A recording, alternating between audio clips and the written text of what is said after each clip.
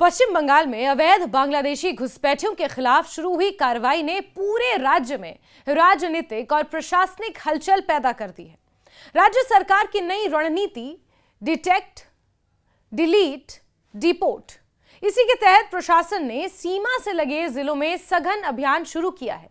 इस अभियान का मकसद उन लोगों की पहचान करना है जो बिना वैध दस्तावेजों के वर्षों से राज्य में रह रहे हैं। हाल ही के दिनों में उत्तर 24 परगना, मालदा, मुर्शिदाबाद और नादिया जैसे सीमावर्ती जिलों में पुलिस, बीएसएफ और स्थानीय प्रशासन ने संयुक्त रूप से कई छापेमार अभियान चलाए। इन कार्रवाइयों के बाद बड़ी संख्या में बांग्लादेशी नागरिक भारत छोड़कर अपने देश वापस लौटने की कोशिश करते दिखाई दे रहे हैं और यही तस्वीरें आज सोशल मीडिया पर हर जगह वायरल हैं कि कैसे बांग्लादेश और बंगाल के बॉर्डर पर, बांग्लादेश और भारत के बॉर्डर पर लोगों की भीड़ लगी हुई है। कल्याणी में हुई एक प्रशासनिक बैठक के बाद मुख्यमंत्री शुभेंदु अधिकारी ने अधिकारियों को यह स्पष्ट निर्देश देते हुए कहा कि अवैध घुसपैठियों के खिलाफ कानून के अनुसार तत्काल कार्रवाई की जाए। उन्होंने चेतावनी भरे लहजे में कहा कि जो लोग अवैध रूप से राज्य में रह रहे हैं वो जल्द से जल्द लौट जाए, वरना सरकार अपने तरीके से कार्रवाई करेगी।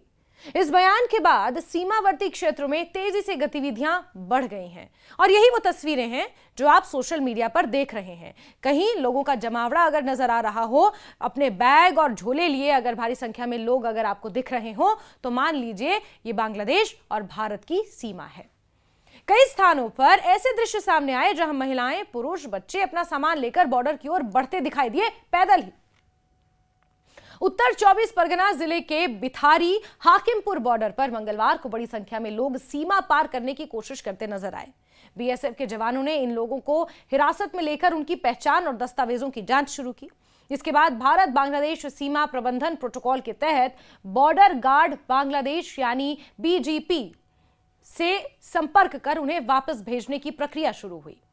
अधिकारियों के अनुसार हर व्यक्ति की पहचान सत्यापित करने के बाद ही औपचारिक वापसी कराई जाती है ताकि भविष्य में किसी प्रकार का विवाद ना हो।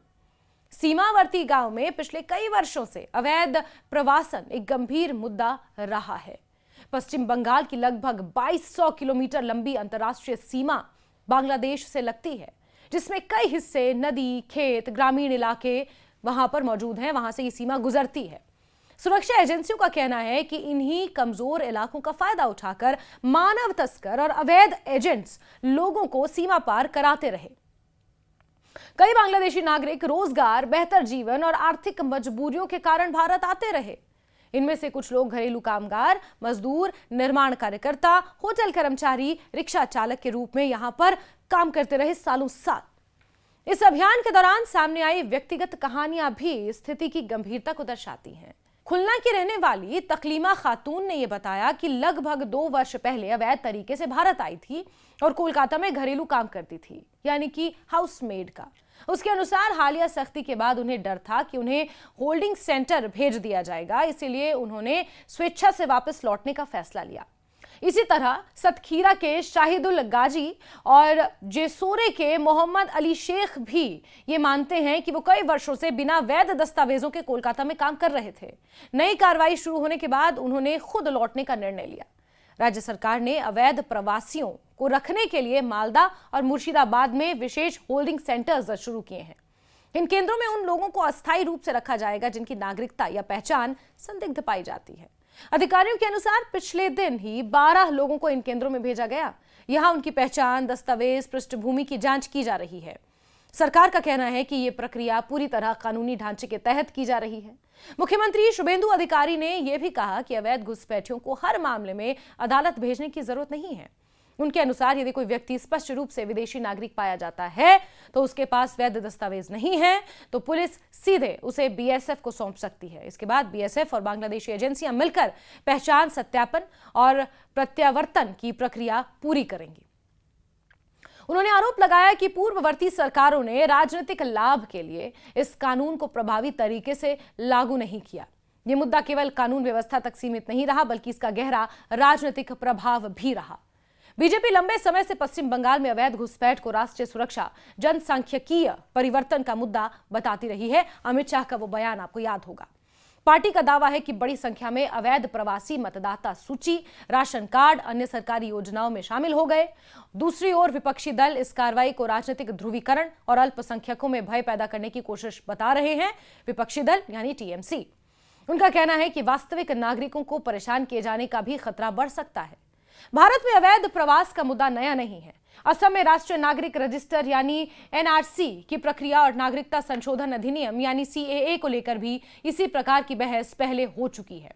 पश्चिम बंगाल में भी समय समय पर सीमा पार से घुसपैठ, नकली दस्तावेज और मानव तस्करी के मामले सामने आते रहे हैं और यहां तो लोग खुद कबूल कर रहे हैं कि वो अवैध तरीके से भारत की सीमा पार करके यहां पहुंचे हैं, कोलकाता पहुंचे हैं।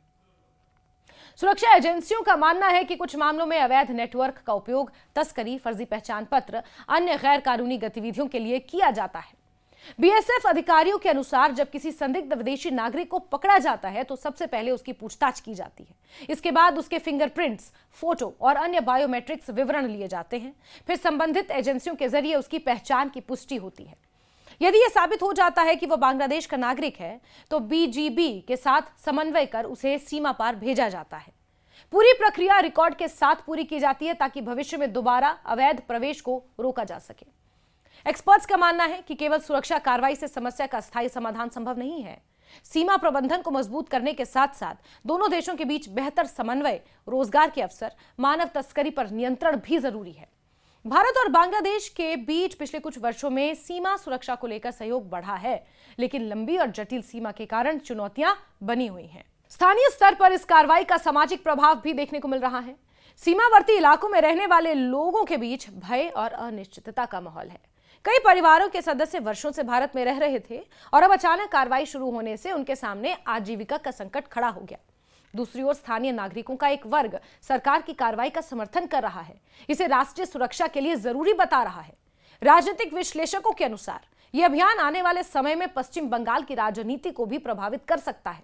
बीजेपी इस मुद्दे को राष्ट्रवाद और सुरक्षा से जोड़कर देख रही है, जबकि विपक्ष इसे मानवीय और संवैधानिक अधिकारों के नजरिए से उठाने की कोशिश कर रहा है। सीमा सुरक्षा, अवैध प्रवासन और नागरिकता जैसे मुद्दे बंगाल की राजनीति में लंबे समय तक चर्चा के केंद्र में रहे हैं और आगे भी रहेंगे। फिलहाल राज्य सरकार का रुख बेहद सख्त दिखाई दे रहा है। प्रशासन को निर्देश दिए गए हैं कि सीमावर्ती जिलों में लगातार निगरानी रखी जाए, अवैध रूप से रह रहे लोगों की पहचान कर आवश्यक कार्रवाई की जाए। आने वाले दिनों में यह अभियान और तेज हो सकता है क्योंकि सरकार इसे कानून व्यवस्था और राष्ट्रीय सुरक्षा दोनों से जुड़ा मुद्दा मानकर चल रही है।